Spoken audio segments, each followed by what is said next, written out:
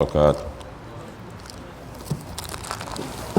إلى حضرة النبي المصطفى رسول الله صلى الله عليه وسلم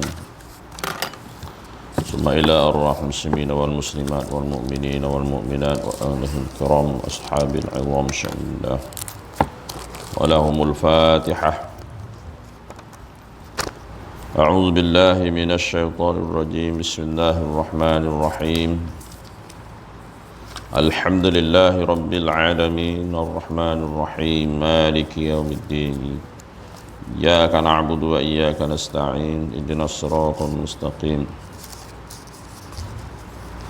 صراط الذين أنعمت عليهم غير المغضوب عليهم ولا الضالين آمين.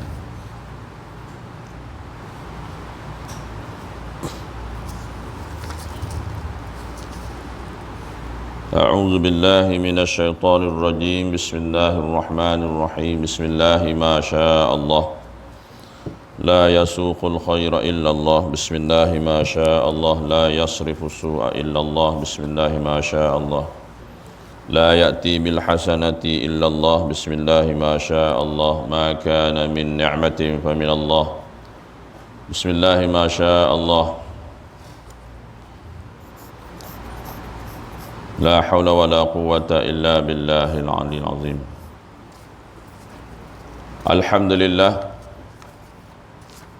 الحمد لله الذي هدانا لهذا وما كنا لنهتدي لولا أن هدانا الله. أشهد أن لا إله إلا الله وحده لا شريك له وأشهد أن سيدنا محمدا عبده ورسوله أرسل رسوله بالهدى ودين الحق ليظهره على الدين كله وكفى بالله شهيدا. سبحانك لا علم لنا إلا ما علمتنا إنك أنت العليم الحكيم. وقال رب اشرح لي صدري ويسر لي أمري واحلل عقدة من لساني يفقه قولي ولا حول ولا قوة إلا بالله العلي العظيم. اللهم ربي يسر ولا تعسر كريم ربي تمم بالخير. اللهم إنا نسألك علما نافعا ورزقا حلالا طيبا وعملا متقبلا. اللهم ربي زدنا علما وارزقنا فهما. الله لطيف بعباده يرزق من يشاء وهو القوي العزيز. ففهمناها سليمان وكلا آتينا حكما وعلما سخرنا مع الجبال وسبنا وكنا فاعلين. ربنا أتمم لنا نورنا واغفر لنا إنك على كل شيء قدير. اللهم افتح علينا حكمتك وانشر علينا من خزائن رحمتك يا أرحم الراحمين. اللهم صل على سيدنا محمد الفاتح لما أغلق والخاتم لما سبق ناصر الحق بالحق والهادي إلى صراطك المستقيم وعلى آله وصحبه حق قدره ومقدار العظيم. الصلاة والسلام عليك يا سيدي يا رسول الله خذ بيدي خلت حيلتي أدركني. الصلاة والسلام عليك يا حبيب الله. الصلاة والسلام عليك يا أول خلق الله وخاتم رسول الله. بسم الله الرحمن الرحيم. اللهم إنا نسألك بنور وجه الله العظيم الذي ملأ أركان عرش الله العظيم وقامت به وعلم الله العظيم أن تصلي على محمد ذي القدر العظيم وعلى آل نبي الله العظيم بقدر عظمة ذات الله العظيم في كل لمحة ونفس عدد ما في علم الله العظيم صلاة دائمة بدوام الله العظيم تعظيما لحقك يا مولانا يا محمد يا ذا الخلق العظيم. وسلم عليه وعلى آله مثل ذلك واجمع بينه وبينه كما جمعت بين الروح والنفس الظاهر وباطنا يقظة ومناما واجعله يا ربي روحا لذاتي من جميع الوجود في الدنيا قبل الآخرة عظيم. صلى الله عليك وسلم يا رسول الله في كل لمحة ونفس عدد ما وسعه علم الله. صلى الله عليك وسلم يا رسول الله في كل لمحة ونفس عدد ما وسعه علم الله. صلى الله عليك وسلم يا رسول الله في كل لمحة ونفس عدد ما وسعه علم الله. وصلى الله على سيدنا محمد وعلى آله وصحبه وسلم. الحمد لله رب العالمين. قال الله تعالى في كتابه الكريم أعوذ بالله من الشيطان الرجيم. بسم الله الرحمن الرحيم. الحمد لله الذي خلق السماوات والأرض وجعل الظلمات والنور ثم الذين كفروا بربهم يعدلون. والذي خلقكم من طين ثم قضى أجلا وأجل مسمى عنده ثم أنتم تمترون وهو الله في السماوات وفي الأرض يعلم سركم وجهركم ويعلم ما تكسبون صدق الله العظيم. Surah Al-An'am ayat 1 hingga 3 mendapat fadilah yang besar bagi siapa yang membacanya, insya-Allah. Yang saya muliakan Tuan Pengurusi, Ahli Jawatankuasa, staf-staf pimpinan masjid, tuan-tuan imam, tuan bila, tuan-tuan dan puan-puan, muslimin dan muslimat, hadirin hadirat sidang jemaah rahimakumullah. Alhamdulillah wa syukurillah, segala puji dan syukur kita sama-sama panjatkan kepada Allah Subhanahu wa taala, kerana dengan limpah ilmiahnya, kurnianya, hidayah dan taufiknya, maka kita insya-Allah dipilih oleh Allah Subhanahu wa taala berada tempat yang sesuai, yang sebaik-baik tempat, iaitu masjid. Alhamdulillah, semoga dengan istiqamahnya kita, dengan mengikhlaskan hati kita semata-mata untuk semata-mata beribadah kepada Allah, mata-mata untuk mendapat redha Allah, insya-Allah kita akan diberi kebaikan, dan insya-Allah kita akan diberi oleh Allah SWT kesudahan yang baik, husnul khatimah. Walau bagaimanapun banyak ujian dan cabaran seperti mana yang disebut oleh para ahli ulama, apatah lagi merentasi akhir zaman ini berbagai-bagai ujian. Berbagai-bagai ujian kita tempuhi, ujian daripada musuh-musuh Islam, ujian daripada sesama Islam, dan juga ujian itu dalam menangani masalah sosial, politik, ekonomi, dan terutamanya ialah masalah akidah. Masalah akidah. Ramai masjid dan surau terpengaruh dengan ajaran-ajaran sesat, ajaran Wahabi dan sebagainya, daripada kepimpinan sampai ke bawah masih tak faham ajaran-ajaran sesat yang melanda kat Malaysia ni. Hingga mana kita menyampaikan kebenaran pun kita dimusuhi, dicemuh dan sebagainya. Mereka yang mencemuh itu, orang kata bajet baguslah, bajet bagus, bajet pandai, hingga mana mempertikaikan apa yang kita bagi. Lalu dia buat conclusion lah, buat kesimpulan. Dia mengatakan kita ni macam tukah ada orang berilmu dan sebagainya, sedangkan dia hujah kat kita tu sebenarnya dia jahil. Bila terselah kebenaran itu, senyap. Itulah perangai manusia. Tak kira lah dari masjid contohnya, surau dan sebagainya, daripada pengurusi sampai ke bawah. Kadang-kadang dia perasan dia imam dia hebat, perasan dia ustaz dia hebat, rasa dia pengurusi tu dia hebat, bermakna seolah-olah nak suruh dia dengar cakap dia aja. Dia tak nak dengar cakap orang lain, sedangkan apa yang dia tak betul tu sebenarnya salah. Begitulah ujian akhir zaman terhadap pendakwah-pendakwah dan sebagainya macam saya ni, ya. Apatah saya ni pula kuat menentang pahaman-pahaman Wahabi, banyak musuh dia. Samalah tuan-tuan, bukan saya aja. Ustaz aku Fadil pun kena tang teruk dalam Facebook. Geng-geng Wahabi ni memang perangai macam tu geng dia. Ustaz Awadi Anwar pun sama. Banyaklah. Bukan setakat tu tuan-tuan, bukan setakat tu, Mufti Negeri Sembilan pun sama. Setakat saya, mereka guru besar semua. Sebab saya ni guru kecil lagi lah. Maknanya begitulah keadaan dia. Ikut hawa nafsu, tidak ditimbang dengan neraca ilmu yang sebenar. Seolah-olah dia melihat kita lekeh, dia pelekehkan kita. Kita ni guru kecil, dia tu guru besar. Akhirnya guru besar ni buat kesilapan sikit, dia tak mengaku salah. Macam saya berlaku tuan-tuan. Berlaku tak puas hati tentang tempat mengajar dan sebagainya. Kadang-kadang keputusan yang dibuat oleh masjid, pengurusi masjid bermusyawarah, akhirnya dia tak puas hati, akhirnya dia tikam kita, dia hentam kita, melahirkan rasa tak puas hati, akhirnya menuduh kita merampah tempat dia dan sebagainya. Inilah sifat-sifat mazmumah, minta jauh. Berlaku ni pada kalangan para asatizah. Jadi bila salah, Bila dia salah kebenarannya, dia tetap dengan sifat egonya, dia salah, dia tidak dia tak mau minta maaf. Seolah-olah kalau minta maaf tu turun darjat dia. Perangai macam tu ustaz. Ni saya kata kat sekali lah. Inilah perangai akhir zaman ni. Macam itulah tuan-tuan. Jadi bukan senang nak jadi baik tu. Ujian. Sebab tu saya sebut tadi, kita nak dekat dengan Allah bagi banyak ujian. Nak dekat dengan Allah lagi banyak ujian. Nak mempertahankan ahli sunnah wal jamaah akhir zaman ni begitu susah. Nabi sebut satu daripada 72 golongan. 72 golongan tu macam-macam firqah, macam-macam pahaman, Khawarijnya, Syiahnya, macam-macam, Hizbut Tahrirnya, Wahabinya, Syiahnya, berbagai-bagai nak lawan dengan ahli sunnah wal jamaah satu ya, bukan senang. Jadi itulah hakikat kita sebenarnya. Satu itulah nak lawan. Nabi sebut satu tu je ke syurga, yang lainnya ke neraka. Na'udzubillah min zalik hadis. Itu pun gigi Wahabi petikaikan juga.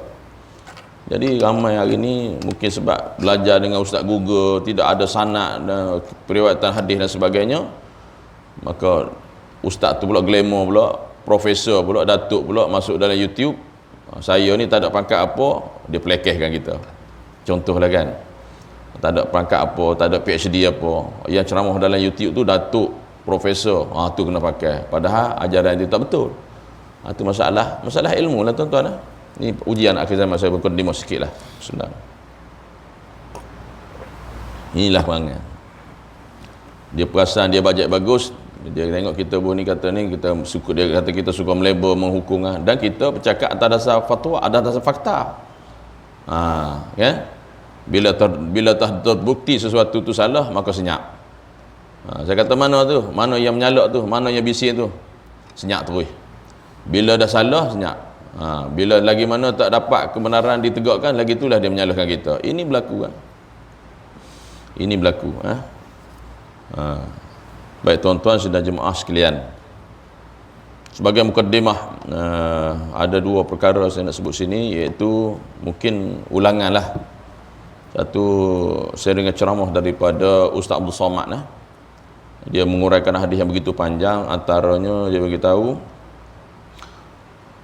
itu bagaimana solat kita. Jadi inna salata tanha anil fahsya'i wal munkar, maknanya solat itu mencegah diri kita daripada fahsyak dan munkar. Iaitu puncanya daripada apa? Hasilnya daripada solat yang betul-betul khusyuk. Baik, dia bagi petua untuk petua daripada ulama untuk khusyuk dalam solat. Yang pertama, itu khusyuk bila berwudu. Jadi memanglah Nabi sebut sempurnanya solat kita, sempurnanya wuduk kita. Ni nak sempurna solat tapi wuduk ambil sambil lewa aja. Hasilnya khusyuk, wuduk khusyuk. Kalau dalam wuduk kita membazir, solat kita membazir. Kalau wuduk kita tak khusyuk, maka solat tak khusyuk. Kalau kita sedang berwuduk bercakap, kesannya solat kita pun bercakap juga dalam hati. Ni mana bermula daripada wuduk. Jadi yang pertamanya khusyuk bila berwuduk, yakni jangan bercakap, walaupun makruh bercakap ketika berwuduk, kerana kesan pada solat. Dan dia kata apa, untuk kesempurnaan lagi wuduk tu, apabila kita membasuh setiap basuhan tu, niat kita mencuci dosa kita. Dia katakan dosa ni dosa batin, dosa zahir. Mana ada wuduk batin, ada wuduk zahir. Wuduk batin tu basuh sempurna basuhan. Sebab tu kita meniga kalikan. Sebab nak 3 kali kan tu sunnah. Sebab tu sunnah dan juga sunat. Jadi 3 kali tu nak meyakinkan, nak meratakan tu. Hak rukunya sekali ya. Tapi sunat 3 kali kan apa? Nak meratakan lagi, nak meyakinkan lagi, nak mencantikkan lagi wuduk tu. Dan setiap basuhan tu niat basuh. Ya Allah, basuh tangan aku, dosa kat tangan aku ni. Ya Allah, cucikanlah dosa tangan kanan aku ni. Ya Allah, berikanlah kitab daripada tangan kanan. Ya Allah, ampunlah dosa tangan kiri ni. Ya Allah, janganlah bagi kitab tangan kiri. Samalah semua basuhan tu, niat basuh dosa. Khusyuk, jangan membazir dan sebagainya. Basuh kaki, ya Allah, kaki kanan, ya Allah, masukkanlah kaki kananku ke syurga-Mu, ya Allah. Basuh kaki kiri, ya Allah, ampun dosa kaki kiri aku ni, ya Allah, jangankanlah kaki ni masuk ke neraka-Mu, ya Allah. Itu ajar, Nabi ajar satu-satu. Ada doa-doa dia ni dalam berwuduk. Dalam kitab Hidayatus Salikin ada. Daripada basuh tangan, muka, berkomo-komo telinga dan sebagainya. Baik, jadi khusyuklah wuduk kita tu. Okey. Janganlah kita sesekali bercakap bab keduniaan. Baik, yang kedua, selepas berwuduk, apabila nak ke tempat solat, angkat tangan menghadap kiblat, doa. Doa asyhadu an la ilaha illallah wahdahu la syarika lah, asyhadu anna muhammadan tu, Allahumma ja'alni minat tawabin wa ja'alni minal mutatahhirin. Doa dah wuduk tu sunnah. So sunnahnya ialah menghadap kiblat. Menghadap kiblat, angkat tangan, dan sunat kita jangan melap berwuduk kita. Kita doa tu, semoga doa kita ampun dosa kita tu, air tu gugur tu bersama dosa kita. Gugurnya air wuduk tu, gugur dosa-dosa tu. Dan diikuti dengan membaca ayat kursi. Ayat kursi saya dah sebut dah dulu, fadilah ayat kursi selepas berwuduk. Tu dalam keadaan khusyuk ke tempat solat, berzikir, berdoa. Okey, lepas tu lakukanlah solat sunat duduk. Yang ketiganya, tip untuk khusyuk solat ialah jangan bercakap ketika azan. Baik, malam kemarin saya bersama dengan Datuk Syekh Fuad di Zawiyah di Siasa Sofa. Dia baca musalsal hadis dan dia mengijazahkan selawat dan doa selepas azan. Panjang dia sebut musalsal hadis, dia ijazahkan. Dia kata dia buat hadis panjang lah. Antaranya macam saya sebut dululah, apabila kita mendengar azan, maka kita disunatkan menjawab azan seperti mana yang dilakukan oleh Bilal. Apabila Bilal mengatakan hayya 'alas salah, hayya 'alal falah, maka kita jawab la haula wala. Maknanya itu, marilah solat, marilah menuju kejayaan, tu bukan kerja kita, kerja Allah, disandarkan kepada Allah. La haula wala quwwata illa billahil aliyil azim. Tiada daya upaya aku kecuali dengan kuasa Allah yang Maha Besar. Jadi lepas tu dia kata selepas azan tu, kita jawab azan tu dimulakan dengan selawat. Allahumma salli ala sayyidina Muhammad wa ala sayyidina Muhammad. Allahumma rabb hadhihi ad-da'wati tammah was salatil qa'imah, sampai habislah. Lepas tu dia kata sebagaimana periwatan hadis musalsal hadis itu, dia daripada gurunya ketika azan angkat tangan, bagaimana yang saya angkat tangan, dia kata dia baca doa tu, mana begitulah dia dapat sanad. Maka siapa yang baca macam tu, Nabi sebut halal lah bagiku syafaatnya di hari akhirat nanti. Bermakna dengan kita menjawab azan tadi, Nabi memberi kepada kita bahawa Nabi SAW akan memberi syafaat di akhirat nanti dengan kita menjawab azan tersebut. Qabil tu ijazah, pakat terima ijazah.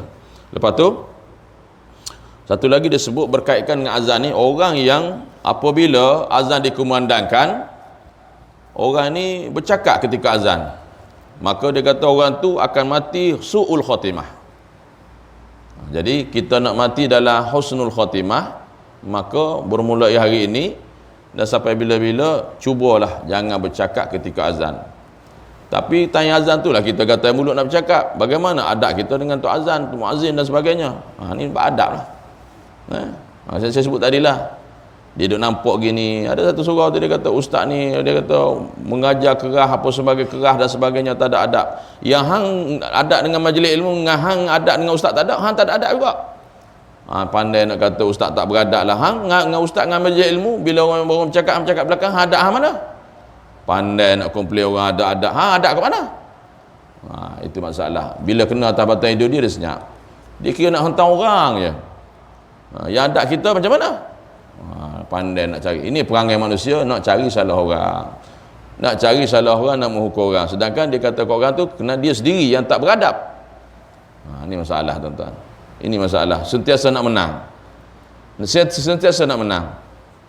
Bila dah kena batang hidup dia sendiri, sedap, senyap. Kata mana tadi? Mana tadi yang kata saya kata kurang adab, yang keras tu mana? Bila orang ceramah kat depan, hang duk sembang kat meja belakang tu, pupang. Mana adab hang dengan majlis ilmu? Mana adab hang dengan ustaz? Bila ustaz cakap keras sikit, dia kata ustaz tak ada adab, ceramah tak ada hikmah dan sebagainya. Hikmah mana hang? Ni masalah. Lepas tu bila kita cakap itu, kita dakwah ni kena sabar. Kalau kita keras, kalau kita ni orang lari, peduli apa orang? Adab mana? Ni masalah. Ada je jawapan dia hentam kita balik. Ini perangai manusia lah. Ujian dalam dakwah, biasalah tuan-tuan. Ini berlaku dalam masyarakat, mana-mana tempat.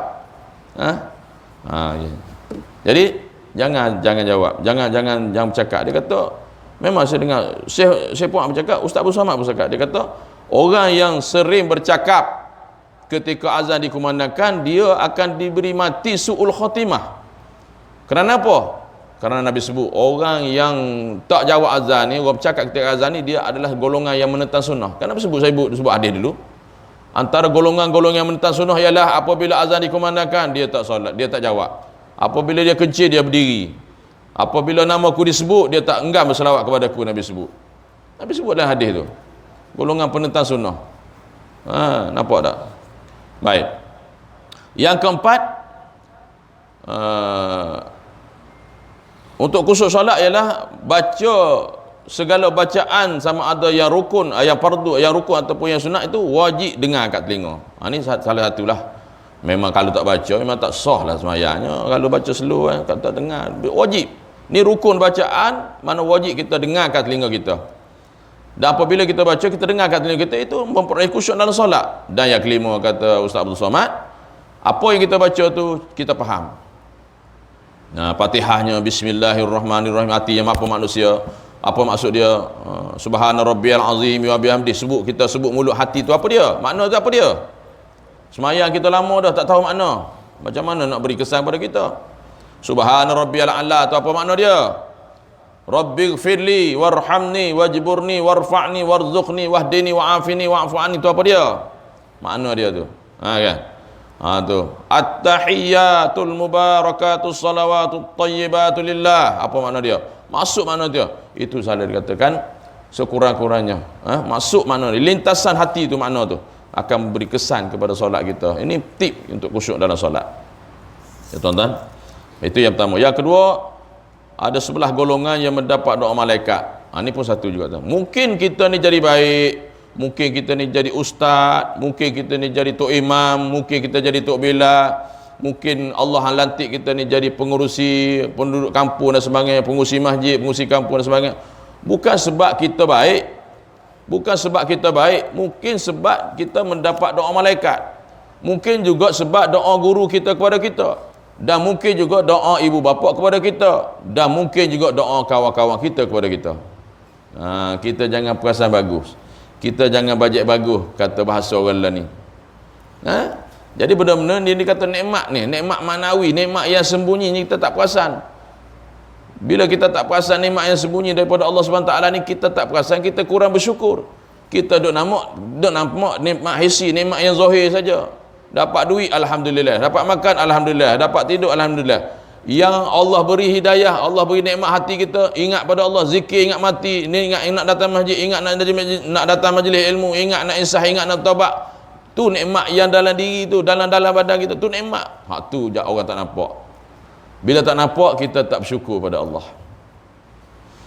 Lagi teruk lagi, aku gaji masjid, aku gaji ni, aku jadi hebat ni. Ini aku hilang sifat.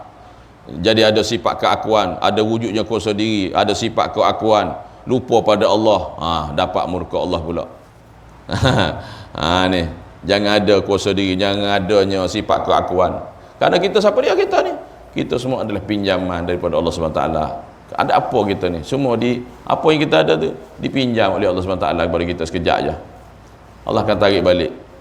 Yang berilmunya siapa? Allah. Yang berkuasanya siapa? Allah. Yang pandainya siapa? Allah. Lepas tu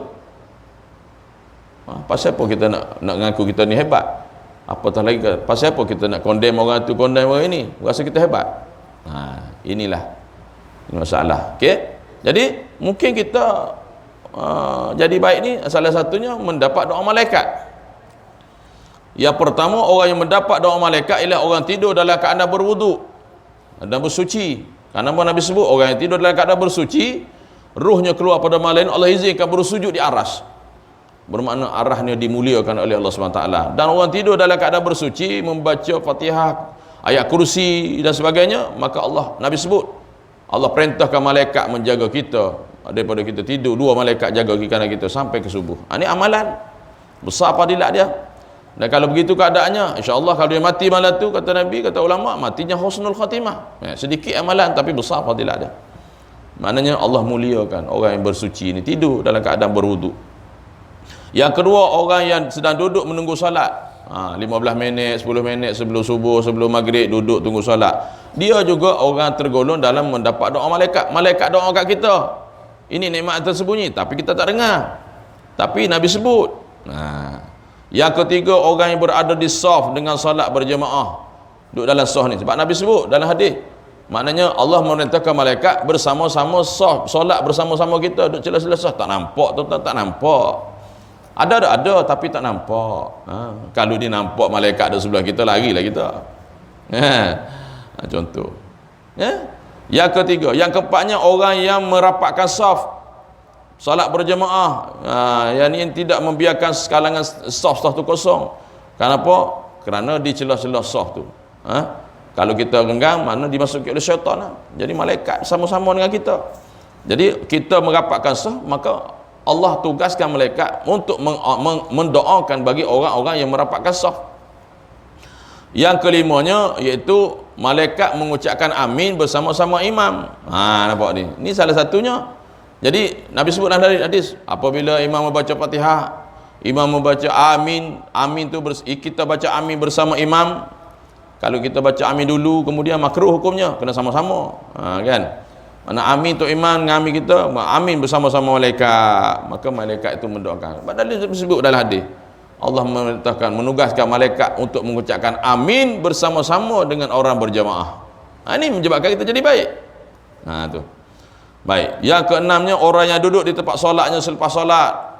Yang mana macam di subuh duduk tempat solat, ataupun maghrib biasanya duduk tempat solat, tunggu isyak, menunggu solat tu. Duduk tu. Mana duduk kita ni mendapat doa malaikat, tak berhenti-henti. Tak berhenti-henti malaikat doa. Antaranya, Allah rahmatilah dia, ampunilah dia. Itu antara doa malaikat pada kita. Jadi kita tak dengar. Ini nikmat yang tersembunyi. Tak nampak. Baik.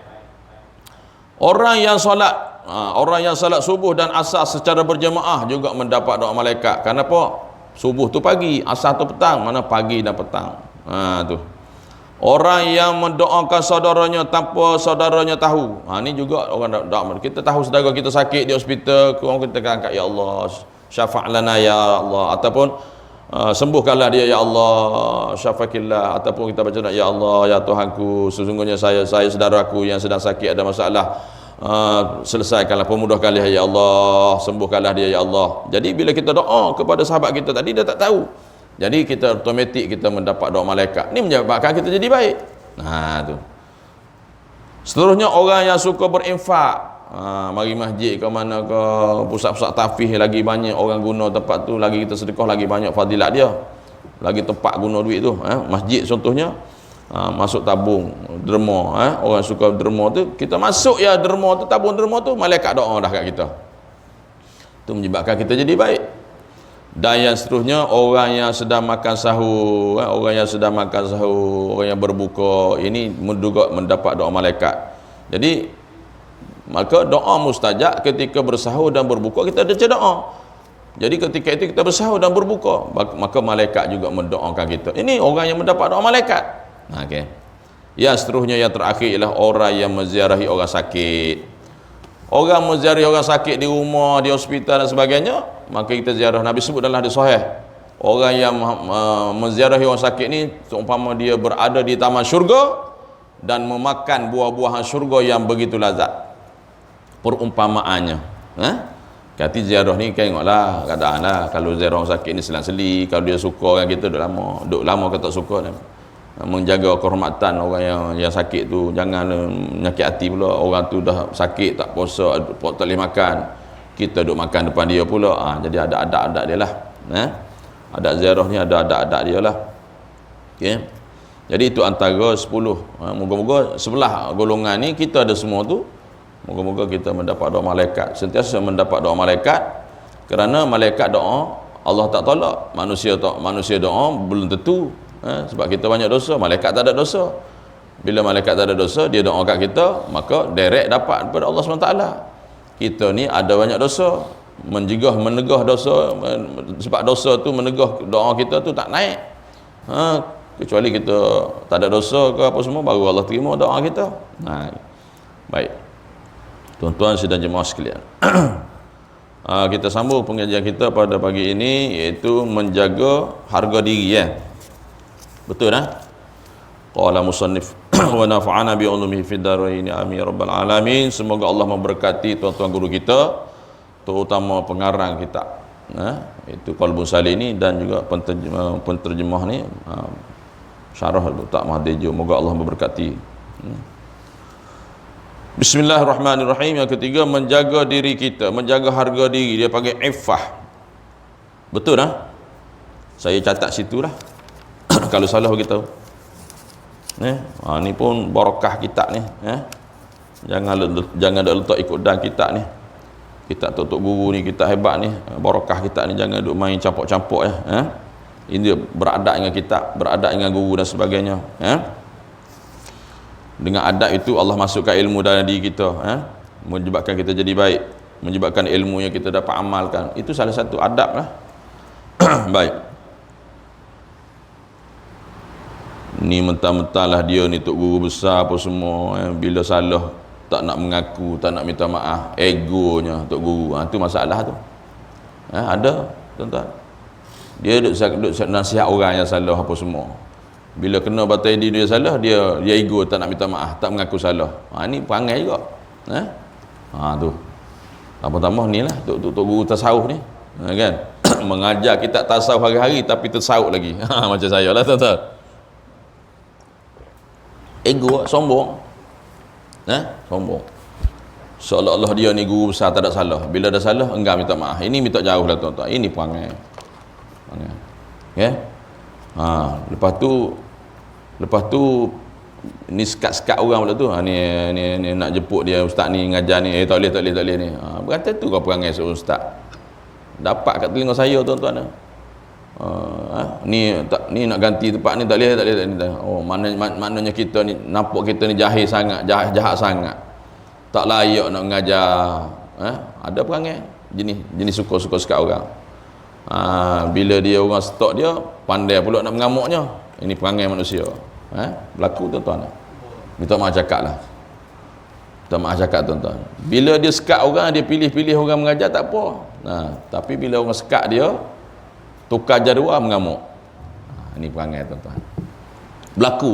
Baru kami dapat maklumat daripada guru-guru takmir Negeri Sembilan ni. Mengajar macam-macam. Tak puas hati sama-sama ustaz. Bertukar jadual, bertindih jadual, berbalah, macam-macam. Pengurusi punya buat urusan masjid jadual sebagaimana bertukar tempat, dia marah kat pengurusi. Macam-macam tuan-tuan. Tak boleh nak menerima teguran, tak boleh nak menerima tukaran. Jadi masalah itu keputusan masjid. Jadi ini masalah. Ustaz pun samalah. Saya kata kat saya lah. Saya kata kat orang, kata kita ni betul pula. Ini berlaku tuan-tuan. Kita jangan rasa ego, kita jangan rasa tinggi dengan ilmu yang kita ada. Jangan kita bangga dengan anak murid ramai, jangan kita bangga. Lepas tu kita jangan terpengaruh tuan-tuan. Orang yang bercakap keras, ceramah keras, belum tentu dia keras tuan-tuan. Dan orang yang bercakap lembut, halus, belum tentu dia baik tuan-tuan. Ingat, cakap halus tu lagi bisa tuan-tuan. Lagi bisa tuan-tuan. Kita mahu cakap ni halus, lembut, tasawuf ya. Tapi belakang kita, Allahu Akbar.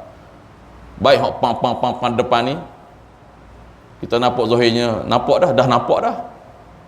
Kalau orang cakap pun eloklah, dia dah tunjuk dah. Tapi halus ni bahaya tuan-tuan. Halus, lembut, tasawuf ya. Tapi belakang dia tikam kita, na'udzubillahi min zalik.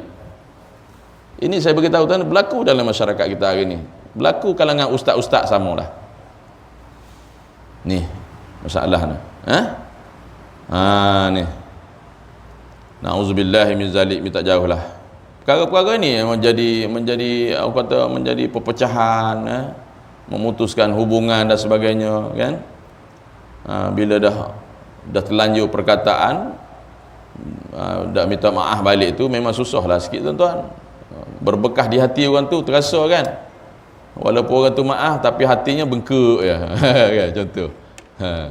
Sebab tu bahaya orang kata, terlajak perkataan, terlajak perahu boleh undur, terlajak perkataan buruk padanya. Hati-hati. Ni tak tahu kepala cerita, terus hentam. Lain kali bertanya dahulu apa semua, kan. Jangan terus bersangka-sangka, jangan terus nak hentam. Kan? Orang lain yang buat keputusan, orang lain yang kena marah. Okey? Ni masalah. Baik. Dengkilah, dendam, kesumat dan sebagainya, tak puas hati dan sebagainya. Tak boleh nak menerima keputusan. Ini masalah, ini ujian. Bukan saya kata saya baik tuan-tuan, ini kongsi ni ada berlaku dalam masyarakat kita hari ni. Ni kita belajar ilmu tasawuf ni nak perbetul lah, nak baiki diri lah. Kan bukan nak mengajar betul orang, nak betul diri sendiri. Menjaga harga diri, dengan sifat menjaga harga diri seseorang akan berusaha untuk bersopan santun seperti yang diajarkan oleh syariat. Jadi kita pandai nak jaga diri, okey. Kadang-kadang orang tasawuf ni guna ayat sedap-sedap tu, ayat-ayat power tuan-tuan. Kita kena menghormati orang. Kalau kita nak kita dihargai, kita kena pandai menghargai. Sedap ayat tu. Kalau kita nak dihormati, kita kena menghormati. Tu dia. Kita hendaklah menjaga adab pergaulan, adab bersahabat. Bagus. Saling, dia kata saling menghormati, saling berlapang dada, saling apa dia panggil, saling menerima apa macam-macam lah ayat dia guna ayat macam-macam, ayat tasawuf lembut kan. Kita hendaklah kita hendaklah bertolak ansur. Betul, memang bertolak ansur. Yang hang tolak orang beransur-ansur tak nampak. Ini masalah tuan-tuan. Dia menggunakan ayat power tu, ayat sufi tu. Kita kena bertolak ansur, kita kena jaga adab orang berilmu ni. Jangan sebab dengan kawan mengutuk kawan. Yang hang tolak orang belakang ansur-ansur tak perasan. Nampak tuan-tuan? Ini masalah. Dia nak menggunakan ayat power tu nak tegur orang, padahal terpalit kat batin dia sendiri. Ni masalah tuan-tuan. Nak meraih sifat dia orang bahawa dia ni lah guru tasawuf, dia ni guru fiqh, guru ni alim, tetapi dia sendiri yang melakukan perbuatan tersebut. Na'udzubillahi min zalik. Ni masalah. Iya tuan-tuan. Dia kata nak menjaga adab pergaulan gini. Dalam masa yang sama nak apa? Bertolak ansur. Dalam yang masa yang sama dia tolak kita beransur-ansur. Siapa yang kata pasal apa ustaz ni tak boleh, pasal apa ustaz ni tak boleh, tak apa, itu saya punya kerja. Nampak hebat tu. Di situ dia telah menolak, memilih-milih orang tersebut. Apatah lagi orang tu tak ngam dengan dia tolak terus. Ini permusuhan secara halus. Nampak tuan-tuan? Berlaku dalam masyarakat kita hari ni. Kalangan ustazah pun ada, kalangan ustaz pun ada. Jadi dia dengan sifat menjaga harga diri seorang akan berusaha untuk bersopan santun seperti yang diajarkan oleh syariat. Ni. Jadi ini bukan senang tuan-tuan ni nak baca ni, takut nak baca kita ni, tapi kita baca jugalah sikit-sikit untuk mengasuh diri kita, diri saya dan tuan-tuan ni. Yang keduanya, daripada sifat ini menjaga harga diri ni, lahirlah berasa malu ketika melakukan sesuatu yang tercela, rasa malu, sabar. Dia kata dia dah silap, rasa tercela, sabar, pemaaf. Jadi kita dah rasa salah, kita jangan malu nak maaf. Tak kira lah alim besar pun sekali mana, kalau salah maaf, minta maaf. Ni kadang-kadang ego ni, kita rasa kita besar, kita kata kita ni hebat, tak nak minta maaf. Ego lah. Orang yang minta maaf kita tak nak maaf dengan orang. Sebab tu kata ulama, akhlak yang baik ialah kita kata salah, kita mengaku salah, minta maaf.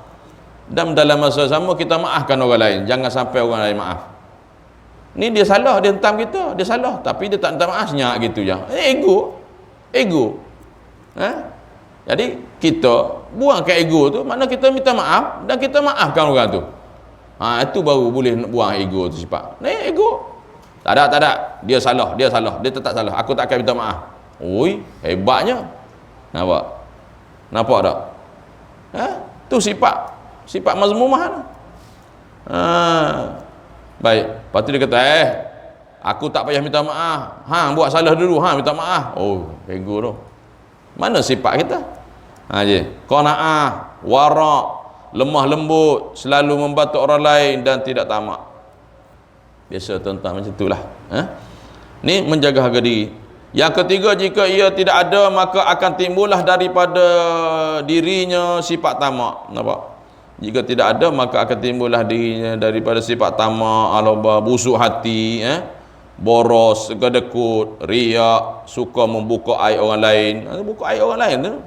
Walaupun dia cakap bahasa-bahasa kiasan di Facebook, di WhatsApp group dan sebagainya, dia berkiah-kiah tu. Kita faham tu dia kata kat kita tu. Orang lain mungkin tak faham sebab yang pelakunya kita, bukan pelakunya orang lain. Nampak? Duk kiah-kiah, duk kiah-kiah, duk peli-peli kat kita. Bahasa-bahasa tasawuf tu. Tapi bahasa menyindir. Lepas tu ada ulama sebut, kalau nak menegur jangan nak menegur jangan menyindir. Macam-macam lah, kalau nak menegur jangan sampai menghina. Adalah dia bahasa-bahasa dia tu diguna tu. Kadang-kadang kita guna bahasa tu, kita tembak diri kita sendiri, tak apalah. Tapi dia guna bahasa tu untuk tembak orang lain. Tak perasan diri sendiri tu. Jadi habis tertipu. Baik. Samalah macam kita kata, kita ni kena ikut sunnah. Kita kena ikut sunnah, kita kena ikut sunnah Nabi. Berapa sunnah Nabi yang kau buat? Ada kita tengok dalam Facebook, kita ikut sunnah Nabi, yang duk cakap bab sunnah Nabi tu dalam Facebook tu. Tak mau sebut lagi mana kan? Sunnah Nabi apa? Berjubah, berserban. Dia kata ikut sunnah Nabi, ikut Al-Quran dan sunnah, tapi dia mempertikaikan orang pakai serban. Sunnah apa? Ini masalah. Bohonglah cakap. Apa? Saya tak sebutlah kumpulan mana kan. Sedangkan Nabi memakai serban. Lepas tu dia mempertikaikan pakai serban pula dah. Kok mana tu? Sunnah ke mana? Ikut sunnah ke menentang sunnah? Contoh. Jadi kalau tak nak buat, jangan pertikaikan orang buat. Gitu. Mana ini dia dah tak ikut sunnah, nak mengajak orang pula kepada tidak ikut sunnah. Kita ikut Quran dan sunnah katanya. Ijma' ulama tolak, tak ikut. Itu bahaya tu. Ni berlaku. Baik. Melakukan perkara-perkara yang lara, sia-sia, hasad, dengki, mengumpat dan mencaci, merendah-rendahkan orang lain. Memang tak saya sebut dia merendah-rendahkan orang lain. Dia rasa dia besar, dia rasa dia hebat, dia rasa dia ni ada kedudukan, mana ke mana pun dia kenal, baca pula kitab Arab, bahasa Arab pula pandai, baca lah kitab tauhid, biar kitab tasawuf terkenal termasyhur. Mengajar, mana nak murid dah ramai dah. Tiba-tiba naik orang baru, tak boleh, ni tak boleh, ni bersaing aku ni tak boleh, dia ni tak layak ni. Mula ada lagi, dia tu bukan ada apa tu, dia condemn, dia tu bukan ada apa, bukan ada siji apa tu, aku yang hebatnya. Habis riak dengan ilmunya, sekat orang lain. Na'udzubillahi min zalim. Berlaku dia masyarakat ni, merendah-rendahkan orang. Ingat tuan-tuan, ilmu ni tuan-tuan bukan ada pada siji, ilmu ni melalui mengaji. Jangan kita perasan kita ni hebat, ada orang lain lagi ilmu pada kita lebih lagi. Contoh. Jadi janganlah kita tengok pada zahirnya, pada sijinya, daripada zahir daripada sijinya. Jangan kita lihat kita berada sebelum ni tempat tinggi, orang tempat rendah, kita meleburkan orang terendah. Jangan. Sebab ilmu Allah ni, sebab dalam ilmu kesufian, ilmu kerohanian, tengok. Orang ni tak ada ilmu, tiba-tiba orang dia akhlaknya baik, Allah angkat dia jadi wali pun ada. Wali majzub ada. Tapi wali majzub ni tak boleh mengaji ilmu pada dia, Allah bagi kat dia aja. Wali-wali Allah angkatkan sebab akhlak dia. Kita banyak ilmu, banyak mengaji tinggi, tapi Allah tak angkat dia naik wali, taraf wali tak ada, amalan wali pun tak ada. Sebab apa? Sebab apa? Ada sifat sombong, ego juga. Nampak tuan-tuan? Adakah kita tengok wali-wali tu ada PhD, ada doktor apa? Ada? Tak ada. Jadi ini antaranya. Sebab apa? Sebab ni lah sifat ni. Tunduk kepada orang yang berada kerana mengharapkan sesuatu. Bagus, berakhlak. Dia gini tuan-tuan, manusia macam itulah. Bila dia duduk sorang-sorang, bila tak ada orang ziarah dia, contoh kawan-kawan, dia katalah orang lupa kat dia. Minta maaf cakap orang lupa kat dia, tak ingat kat dia, kan? Tu. Bila orang datang ziarah dia, bawa pulut kuning, bawa bunga telur, kan? Maka dia puji, alhamdulillah, bagus orang datang ziarah, merapatkan silaturahim. Bila kita kata tak boleh macam tu, dia seorang, patutnya ziarah ni kalau dalam satu jawatan ke apa dalam satu pertubuhan ke, sama ada kerajaan ke tentera ke apa, boleh lah. Kita komen lah, kalau boleh ziarah-ziarah ni jangan pilih kasih. Dia balas kita balik. Dia kata jangan buat andaian yang pandai. Sebelum dia komen orang tak ziarah, bila orang ziarah dia puji orang tu. Bila orang tu hak tak ada ziarah komen, dia marah orang tu pula. Ni perangai. Bila masuk poket dia puji, tak masuk poket dia reject. Ni ada perangai manusia macam tu. Bila beras tak sampai apa kat rumah, orang lupa kat dia apa semua. Bila beras tak sampai dia marah. Bila beras sampai, alhamdulillah bagus. Dapat juga rezeki PKP dapat beras. Patut orang tak dapat beras komplain. Kita kena reda lah mana ada rezeki. Pandai pula masuk poket dia komplain. Bila tak masuk poket dia komplain. Bila orang tak masuk poket orang komplain, dia hentang orang tu balik. Ni perangai. Faham no? Tak faham sudah? Nampak? Dia puji bila masuk poket dia puji, tak masuk poket dia kutuk lah. Lepas tu bila orang lain komplain dia marah. Kita kena reda, rezeki milik Allah. Masuk poket dia tak apa. Ni perangai. Nampak tuan-tuan? Bukan senang tuan-tuan nak jadi baik. Sebab itulah Nabi suruh kita doa, ya Allah jadikanlah aku orang yang baik ya Allah. Aku ni tak baik ya Allah, jadikanlah aku ni orang yang baik ya Allah. Dan aku, Nabi suruh baca doa ni, ya Allah jadikanlah aku ni orang yang baik ya Allah. Jadikanlah aku yang orang yang baik ya Allah, dan masukkanlah aku dari kalangan orang-orang yang suka kepada kebaikan. Dan Nabi suruh doa lagi, ya Allah redalah aku sebagai hamba-Mu ya Allah, dan tempatkanlah aku ke syurga-Mu ya Allah. Itu doa yang Nabi ajar. Gitu. Okey. Baik, untuk kita kena sentiasa rendahkan. Okey. Contoh. Okey. Baik. Seterusnya sifat adil. Dengan sifat adil seorang dapat mengendalikan sifat amarah dan hawa nafsu untuk selalu dalam jalan syariat. Adil. Mana adil ni? Maknanya maksud adil ni meletakkan sesuatu kena pada tempatnya. Kalau kena kat kita kena reda, kena minta maaf. Kalau salah tu mengaku tak rugi, mengaku salah pun tak rugi, tak turun darjat pun. Mengaku tak ada ilmu tak apa, mengaku tak pandai tak apa, mengaku pandai, mengaku alim tu bahaya. Ni masalah bahaya. Itu sudah mencabar kuasa Allah. Syirik yang tersembunyi lah. Merasa diri alim pandai, halusnya syirik masuk dalam diri kita. Allahu Akbar. Ni ada satu, minta maaf cakap lah, adalah satu surau lah tentang satu surau. Dia kata apa? Dia cakap kat luar. Dia kata kat surau ni, dia kata dari imam tu, maknanya imam, Bilal tu semua anak murid dia. Dia cakap kat luar. Ni sombong seorang guru lah, ustaz lah. Berlaku tuan-tuan, sampai kat telinga saya. Dia kata kat surau ni semua anak murid dia, semua anak murid dia semua. Anak murid dia yang layak jadi Tok Imam, Tok Bilal. Hebat dia kata. Lepas tu ada kesilapan apa? Dia kata ada juga Tok Imam silap pun, dia tak apa. Dia kata saya yang nasihat, saya yang kontrol. Hebat Tok Guru besar. Baru boleh ngaji Quran, bahasa Arab pun tak tahu apa benda, mengaku jadi imam besar dah. Ego tuan-tuan. Akhirnya bila orang lain jadi imam, tak betul. Dia yang betul. Anak murid dia yang betul. Dialah guru besar. Hebat. Nampak tuan-tuan? Besarnya sombong, takaburnya. Cerita kat orang pula tu. Nampak tuan-tuan? Dia jadi macam ni lah, macam dulu saya nak kongsi sikit cerita. Dulu, zaman dulu ada seorang ni tok guru ustaz, dia rasa hebat lah anak murid dia orang main ngaji Quran. Semua mengaji dengan dia, semua tak betul. Ni tak betul. Ni ego seorang ustaz ni, saya nak kongsi pengalaman cerita. Guru saya cerita dulu. Rasa dia perasan dia pandai. Akhirnya semua dia pergi mana-mana dia kata ni tak betul, dia betul. Akhirnya anak murid ni rakam orang ni ngaji. Bagi kat dia. Ni tak betul. Panggil orang ni mengaji tak betul. Semua tak betul. Anak murid tu jadi pelik. Semua tak betul, dia yang betul. Siapa yang betul ni? Pada satu malam tok guru ni mengajilah kat rumah malam-malam. Anak murid nakal, rakamlah tok guru dia mengaji. Rakam tuan-tuan, nakal, rakam. Okey. Pakak anak murid ramai. Okey, tok guru lah dah ni. Tak ada dah orang lain ni. Ni yang paling bacaan yang paling baik ni. Buka kaset, dia dengar. Dia kata ni lagi teruk. Tengok, dia komen dia sendiri, padam muka. Ni perangai tuan-tuan. Nampak tak? Ini hak kata ngaku pandai ni.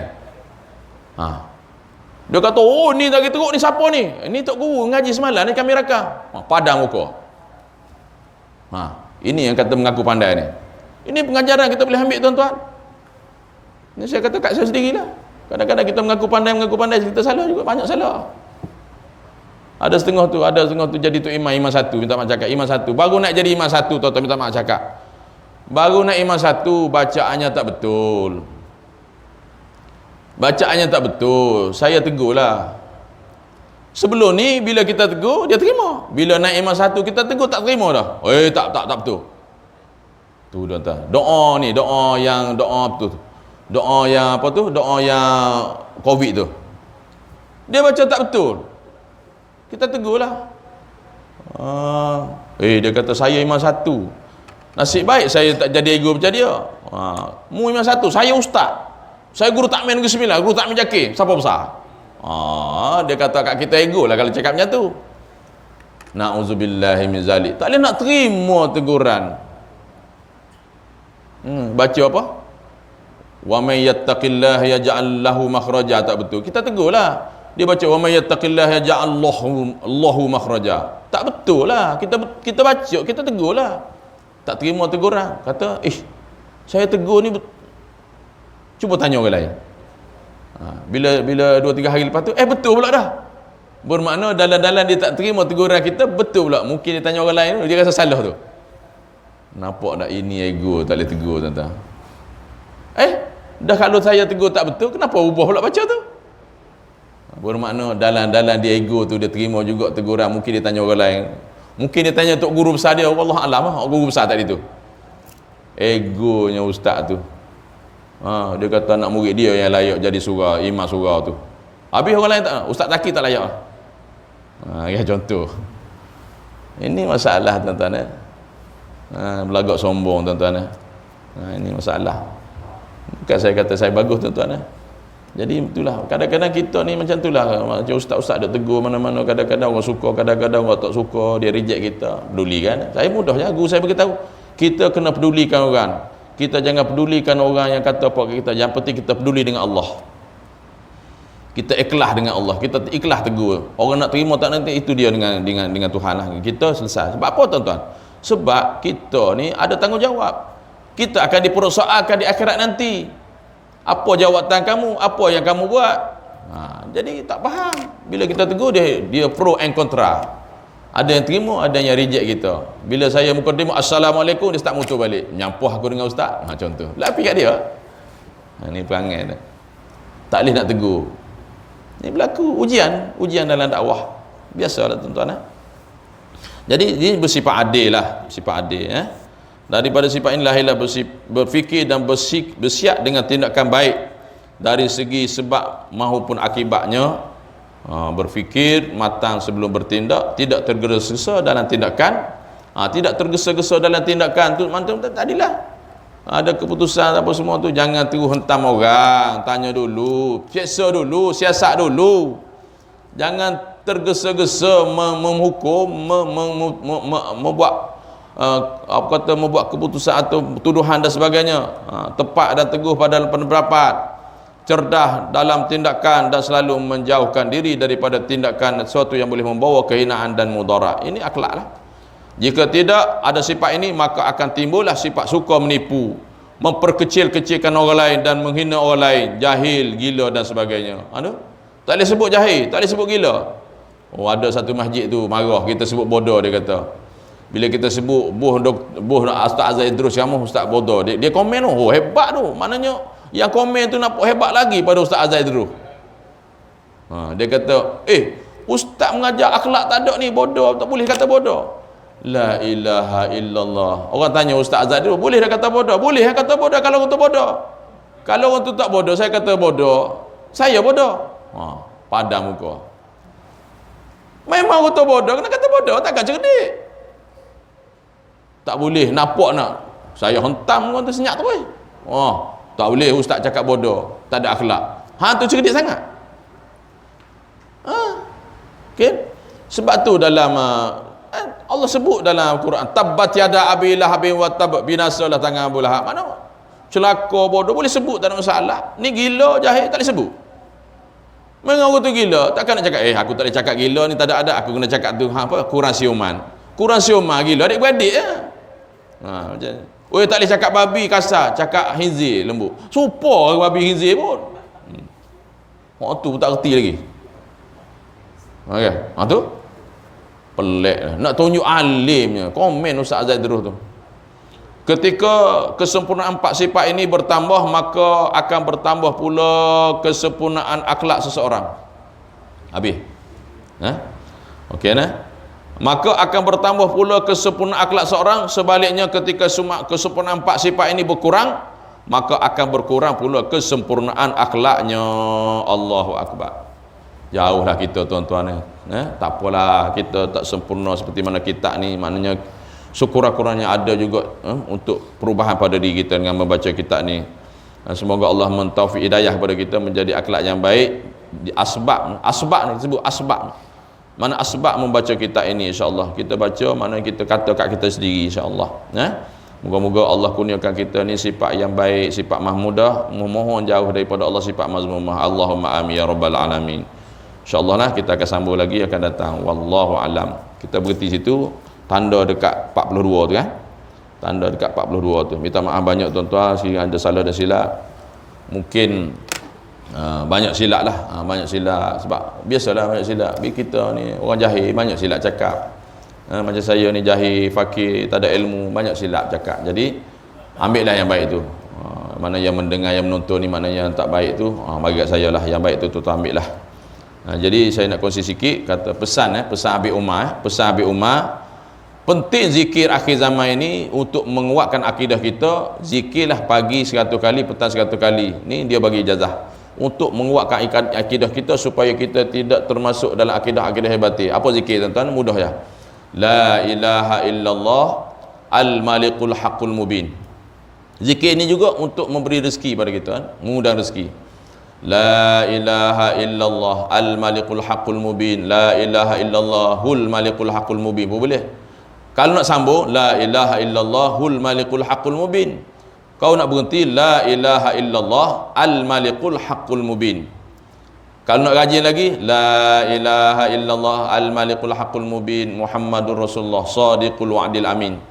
Kita tengok tuan-tuan, orang dulu, orang tua-tua dulu tuan-tuan, dia tarbiyah anak ni masuk akidah daripada kecil, daripada buayan lagi. Betul tak? Ini ayat ni sebenarnya ayat dodoi anak dalam doi ni.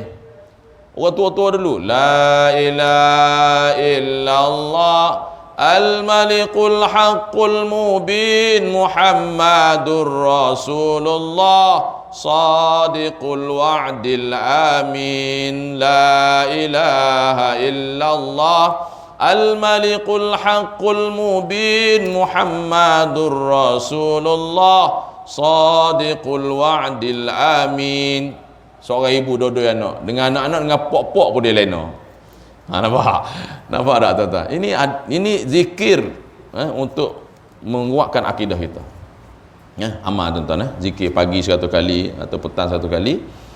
Zikir ni mana dulu ni buat anak tu masukkan lah ni nyanyi macam-macam, nyanyi Hindustan macam-macam buat anak. Itu tak jadi benda tu. Macam-macam dengar sekarang ni TikTok dan tak jenis macam-macam lah ni. Sebab apa? Sebab Nabi sebut akhir zaman orang suka kepada keseronokan.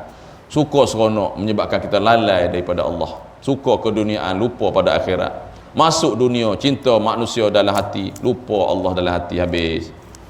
Tertipu dengan keindahan dunia. Na'udzubillahi min zalik. Jadi kita tangguh tuan-tuan dengan tasbih kafarah. Moga-moga diberkati. Amin. Subhanakallahumma bihamdika asyhadu an la ilaha illa anta astaghfiruka wa atubu ilaik. Amin. Tusu'an wa zalamtu nafsi faghfir lana fa innahu la yaghfiru dzunuba illa anta. Bismillahirrahmanirrahim. Wal 'asri inna al-insana illa alladhina amanu wa 'amilus solihat wa tawasaw bil haqq wa tawasaw bis sabr. A'udzu billahi minasyaitonir rajim. Bismillahirrahmanirrahim. Alhamdulillahi rabbil alamin wassalatu wassalamu ala asyrafil anbiya'i wal mursalin wa ala alihi washabihi ajma'in. Radina billahi rabba wa bil islami dina wa bi sayyidina Muhammadin sallallahu alaihi wasallam nabiyya rasulah. Radina billahi rabba wa bil islami dina wa bi sayyidina Muhammadin sallallahu alaihi wasallam nabiyya rasulah. Radina billahi rabba wa bil islami dina wa bi sayyidina Muhammadin sallallahu alaihi wasallam nabiyya wa rasulah. Jazallahu anna sayyidina Muhammadan sallallahu alaihi wa baraka wasallam bima huwa ahlu. Jazallahu anna sayyidina Muhammadan sallallahu alaihi wa baraka wasallam bima huwa ahlu. Jazallahu anna sayyidina Muhammadan sallallahu alaihi wasallam Subhanallah wa bihamdi adada khalqi wa ridha nafsi wa zinata 'arshi min kalimati. Subhanallah wa bihamdi subhanallahil azim wa bihamdi adada khalqi wa ridha nafsi wa zinata 'arshi min kalimati. Subhanallah wa bihamdi adada khalqi wa ridha nafsi wa zinata 'arshi min kalimati. Ya Allah biha ya Allah biha ya Allah bi husnil khatimah.